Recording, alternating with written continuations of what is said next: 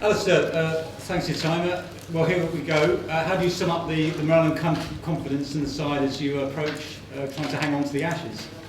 Yeah, I think from talking from where we are in the dressing room, everyone's just desperately excited to be here today. Really, it's been such a big build-up to the game, and we finally have arrived at pretty much game day. And just excitement. Obviously, there's going to be a few nerves floating around. I think they're probably the two favourite words going to be used. Obviously, nerves and excitement come tomorrow morning. But we do have to remind ourselves sometimes how lucky we are. To be playing in an Ashes series at a fantastic venue. With great support. Sometimes you have to try and take yourself out of the moment and actually enjoy it, because that's why we play sport for in the first place. And hopefully we can do that tomorrow. And being favourites against the old rivals, is that something that sits quite well with the team? Yeah, I think it does. We've been favourites in other series before. Just because it hasn't been Australia, doesn't mean it's any different to when you play any other side. And what we're very aware of is cricket's never played on paper, and it never will be played on paper. It's about who delivers out there. Come tomorrow and the next 24 days of cricket. Are you settled on your team at this moment, or are you going to wait until the morning before you fully decide on that final pace bowling spot? Look, we're pretty happy with our the composition of our side, and we're very lucky we've got a strong squad to choose from. Alistair, Joe Root's answered every call so far in his very short career. He's asking a lot of the young man, the first test, opening Ashes test. Yeah, I suppose it is. I think it's quite similar to what happened with myself, really. When I kind of moved up from number 3, I know I'd opened a couple of times in India, but opened up. Sorry, that's made me chuckle.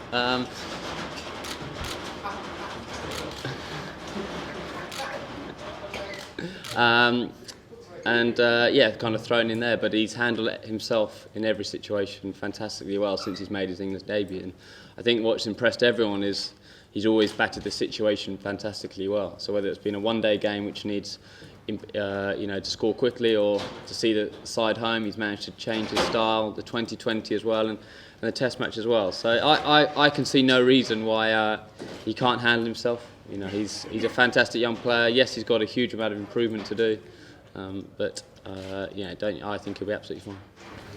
Alistair, what different questions have you as captain will this series ask as opposed to the series? Well, I think pretty much the same kind of questions, just probably on your decisions are scrutinised a little bit more because there's more interest in it. That is the big difference. Do you feel ready for it, for this big? Yeah, I think so. I've played quite a lot of cricket now, so I feel pretty experienced as a cricketer, and obviously as a captain as well. Just over the last 6 months, I think I've grown into the role quite nicely. I've got a huge amount of learning still to do, because I think the only time you really do learn is out there in the middle in those situations. But having won in India, do you think that sort of helped you to tackle this huge challenge? Yeah, look, I think you try not to blow it out of all proportions. Using those kind of huge words, massive series, all that kind of stuff. You've got to keep yourself very true to what you are and try and remember it's another game of cricket, and this is what we've been doing all our lives, and we've handled those situations before, so I don't see any reason why I can't do that. Alistair, what have you made of what seems like a lifting of the spirits in the Australian camp since they made that coaching change? Look, to be fair, we don't really pay too much attention to what goes on in the other dressing room. That's one of the great strengths of this side. We try and concentrate solely on ourselves and worry what we do. We've always known it's going to be one hell of a battle, these 5 Test matches here. Australia got some fine cricketers, and we're going to have to be our absolute best to put them under pressure to try and win a game. So that's how I see it, and I'm sure they see it the same way. What about the toss as well? How important is that to win day one? What looks like will be a flat, hard day. Look, it's like anything, isn't it? You'd like to win the toss, you'd like to be doing what you want to be doing, but if you're not, it's how you cope with that situation. There's been games where, look at Mumbai in that India series we played. It was a pitch which was guaranteed you wanted to bat first because it was going to spin more and more as the game went on. But we managed to scrap really hard, bowl them out for 300, and then put a really big score So yes, it's important, but it's how you play which is the most important thing. At the back. Alistair, how do you... Just at the back here. Alistair, how would you describe the air of expectation on you after people here have seen success with British Irish Lions and of course Andy Murray? What difference can that make? I think firstly it's huge congratulations to both that team and obviously Andy. It's an incredible moment I think for British sport when Andy Murray won Wimbledon and when the Lions won after such a long period of time. You know, in our dressing room there's a lot of big rugby and tennis fans. So actually watching that as a genuine sports fan was fantastic. As a British sports fan, you know, it was fantastic. That doesn't have too much relevance, unfortunately, to what we're about to do. You know, it's how we play rather than how Andy Murray played in that final. It's great and would love to be able to join them in that success, but there's a hell of a lot of hard work to do first. Alistair, how do you rate Australia's pace attack, and particularly Stark and Pattinson, who perhaps some of the cricket public don't know as much about? How highly do you rate those two young bowlers? Yeah, obviously very highly. They started their career very, very well in their short Test careers, and they can bowl quickly and swing the ball, which are the two good attributes to have as a fast bowler. So yeah, I think that's what is so exciting about this series. There's going to be some hell of good matchups from both sides, whether we're bowling or batting. So yeah, I think there's some fine prospects, and we've got to have to play them well. What do you see as Australia's strength? Well, I think they're a very, very good side. They've got some world-class players, and that's the bottom line. And I think in this series it's going to be a very high standard of cricket. There's always talk of conditions out there, but do you feel actually within your bowling unit you've got the weapons to counter anything you come to? Yeah, I think we have. I think that's been proven now over quite a long period of time. You know, whether it is in the subcontinent or here, or whether it was in Australia in 2010, I think the group of bowlers we've got and the skills and the experience they've got now holds us in good stead to be able to adjust to depending on the situation we've got. And that's quite a comforting thing as a captain. You're always surrounded by ex-England captains out there. Are you the sort to take advice from other people, or do you just trust your instincts? I mean, advice specifically about an Ashes series. I think you've got to do a little bit of both. There has been a little bit of advice flying around. Obviously I am good friends with Straussy, so it'd be silly for me not to tap into that.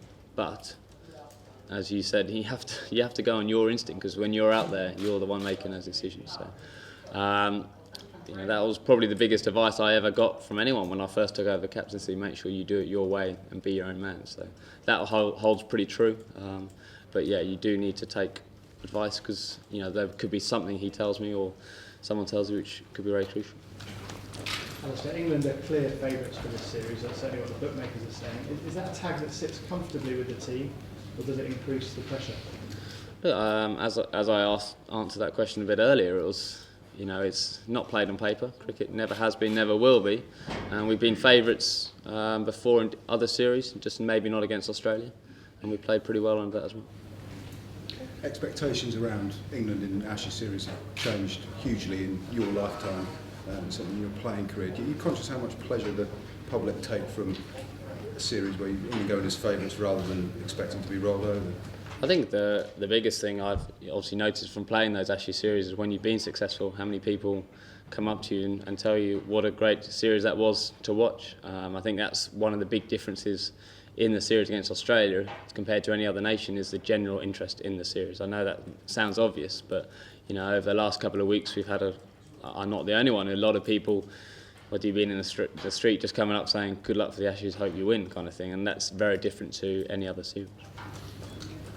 Alistair, Kevin's renowned as a big match player. Must be a heck of a relief to going back again in a good time.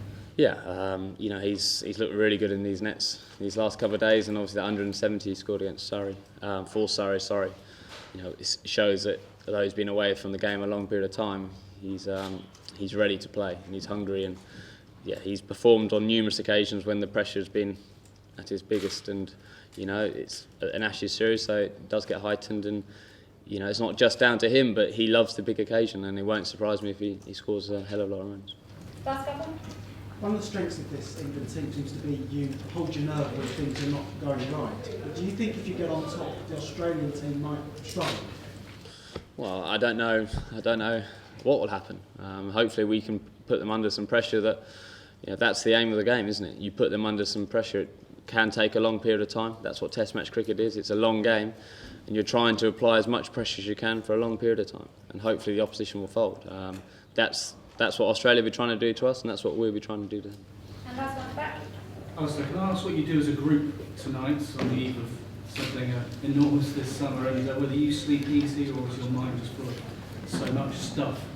Well, hopefully I'll sleep pretty well. I'm normally a pretty good sleeper, so far in my career I've never really had a problem with that.